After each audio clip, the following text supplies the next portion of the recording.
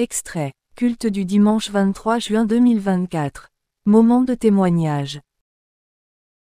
Témoignage sur le message. Si le sel perd sa saveur, de la sœur Tiliane. Référence biblique Matthieu 5 verset 13.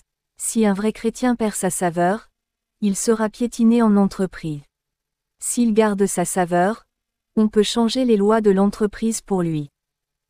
Je ne peux pas. J'ai d'abord dit, bon, c'était d'abord entre le directeur et moi. Je lui ai dit que moi, il ne peut pas porter le pantalon pour défiler.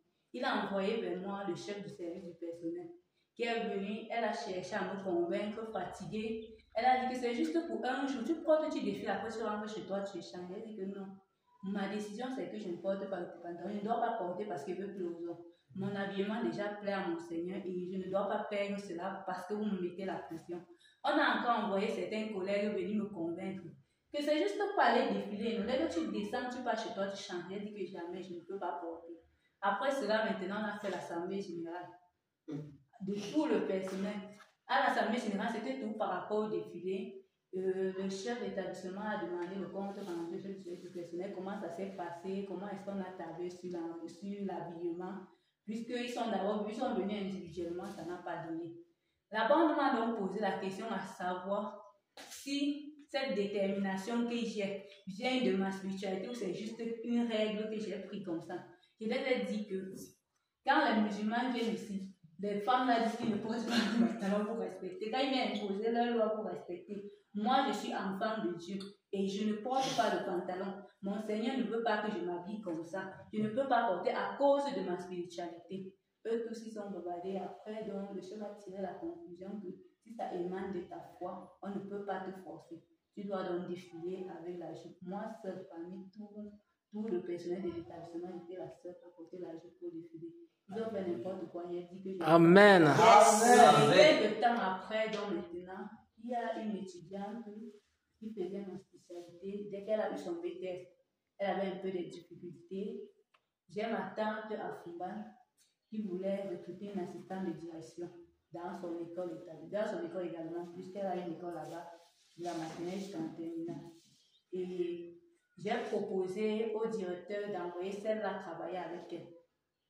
Le directeur a commencé à dire que si c'est toi qui proposes, je vais valider. Ça veut dire que ton accoutrement, ta manière de te comporter, tout ça, peut-être ta famille te comporte aussi de la même manière.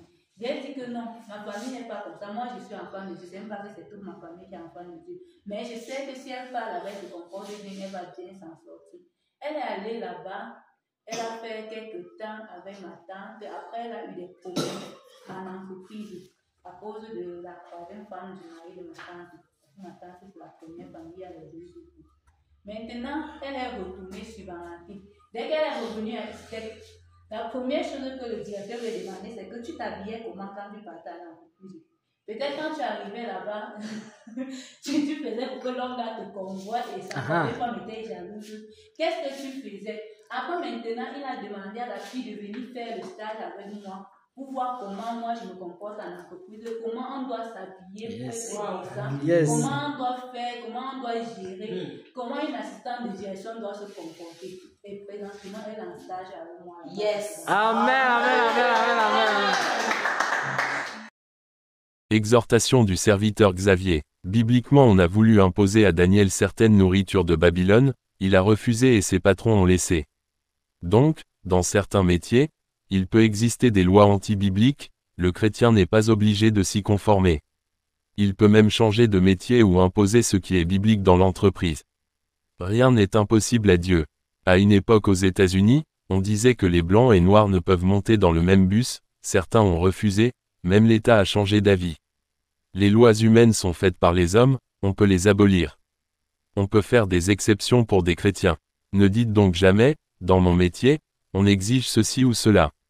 Si ce n'est pas biblique, vous devez prier et le Seigneur vous révélera ce qu'il faut faire.